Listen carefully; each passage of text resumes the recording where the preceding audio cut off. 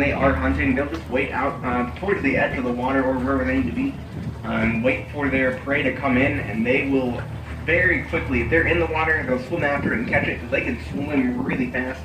And even if it's out of the water, they'll hunt mammals sometimes as well. They'll go get it if they get too close to the bank and they get that chance.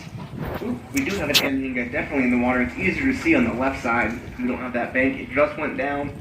Keep an eye out. It was about 10 o'clock from the boat.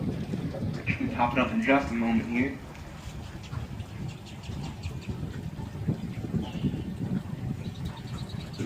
Yep, there he goes. And he has a fish even. You can see they use that needle-like long beak as a spear effectively when they hunt. And yeah, they definitely earned that name, the snakebird, out here. But it's not often that we actually do see snakes in the water, in the main water out here, because that would kind of leave them open to other predators like the great blue herons and the great egrets we see out here. That would definitely eat a snake if they got the opportunity.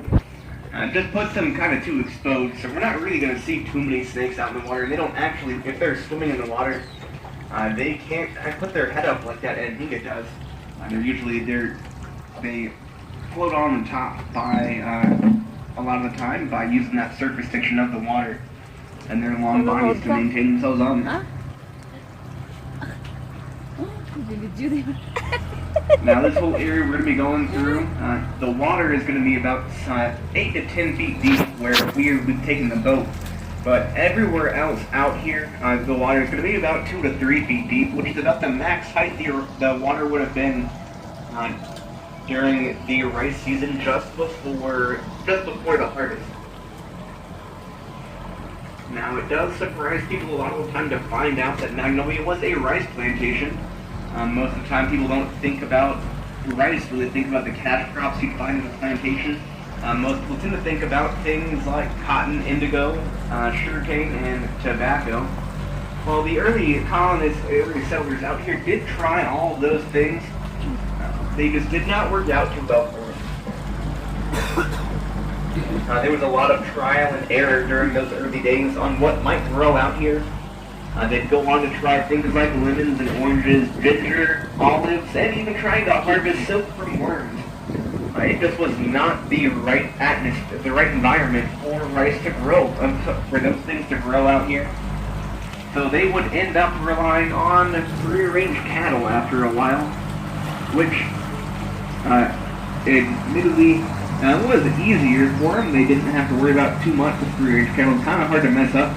But it is also kind of hard to get rich off that cattle as well.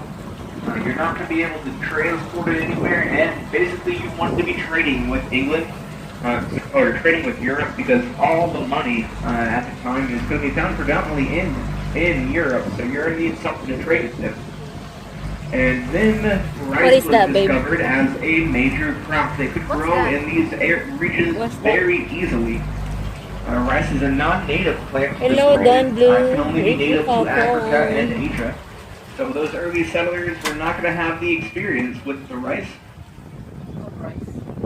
But here on the left, on the edge of these cattails, you might need to stand up and see it if you're on the right side. There's this little bird at the edge of the cattails. He actually might have moved in as I started talking about him, and I couldn't see him anymore.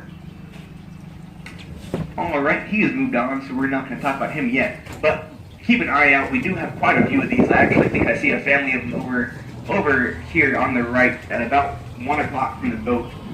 These are going to be these little birds with the red beaks. That's actually, yep, that is definitely one, and it has some young over there as well. That is the common moorhen, which is also known as the swamp chicken. We might see a few of these out in the water, and they look kind of like ducks when they're in the water. But as you can see, that one pecking, when they're out of the water, they lose all that grace almost immediately.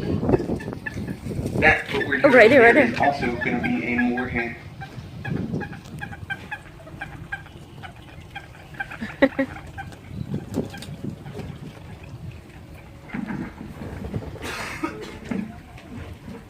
Now, rice would be the perfect crop for this region because we just have the right environment, the right climate for it. Rice is going to need a lot of water to grow in, And we have pretty consistent rainfall and very high humidity, if that was not obvious yet. So we are perfect for that. Also, it's going to be a warm climate, and down here in Charleston, we have 2 seasons, hot and not so hot. So you're not going to worry about that too much. Try to look out in these alcoves to the left. We often do find alligators hanging out in there. Those cattails are going to act as a windbreak for those alligators, so they can still regulate their body temperature, so they love hanging out in there, but we don't always find them.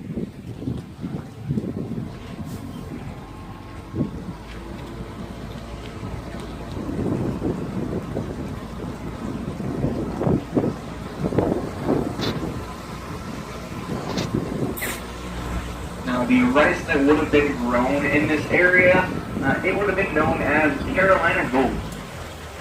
The reason it got that name is because, well, it was worth its weight of gold effectively here in Charleston, what made Charleston the 4th richest city in the United States pre-Civil War. And there are a few reasons for that.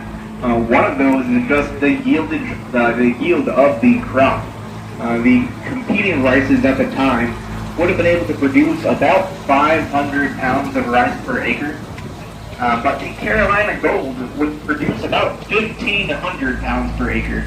So that is a 3 times increase, so you can just easily do the math there to figure out why it was a more profitable endeavor.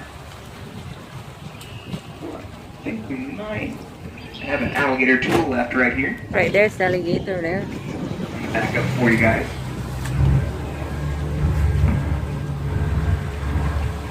Bakla, ang laki ng alligator, oh. Right there, oh. Red patches on their wings. Kind of makes them look a little exotic for the area. You can see as they present those up and turn around for us. Looks like they're dead, that you know. exotic little blackbird has an exotic name to match. That is going to be the red wing blackbird. Whoever was naming animals that day definitely lost their creativity, but you can at least say it is descriptive.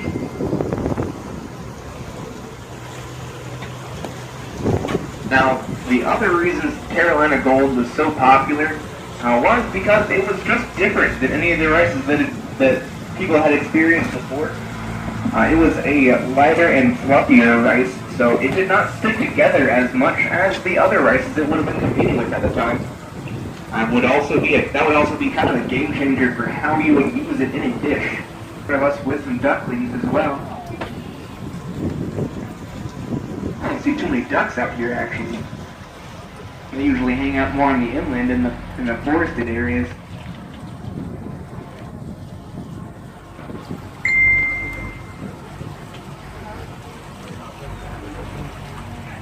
It's so insane seeing them when they're this little.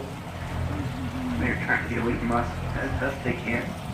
And that is the Wassaw Swamp.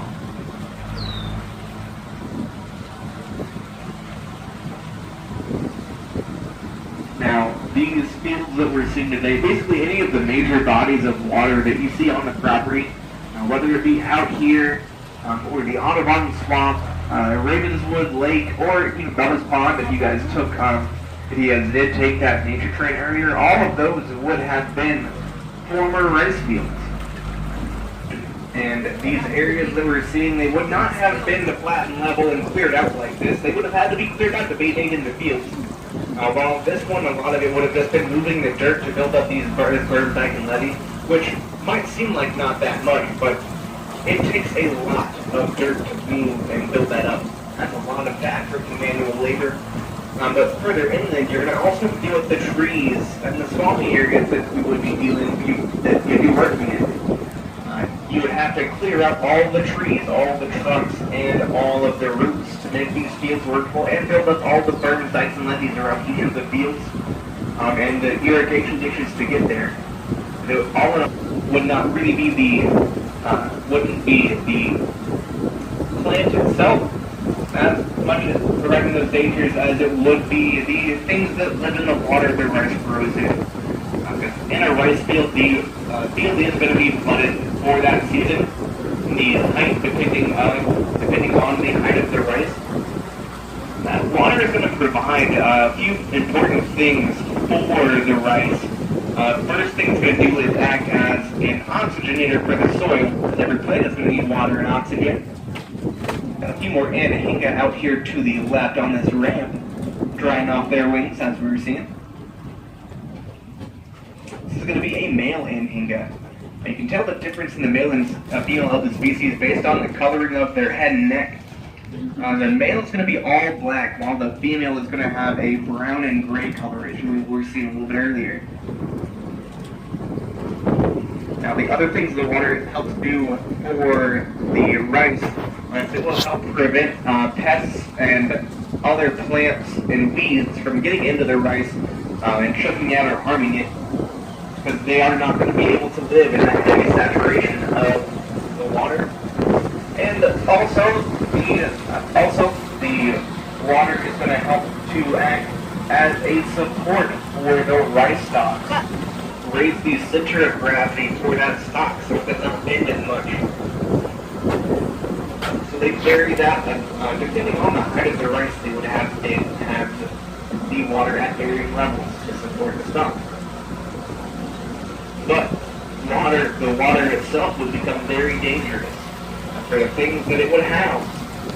It might be an easy thing to think about. The alligator, which we have another one of out in the water, that's of these cattails. You can kind of see the discoloration of it in the water is that where it's kind of darker, breaking from those where the wind is. Alligator's mating season just so happens to coincide with the rice season, and they can get very territorial during those times, so it would be quite dangerous to see an alligator around those times of the year. Also, it would not take much, and there were plenty of these enslaved that would end up dying due to the infections they might get from working out in the fields.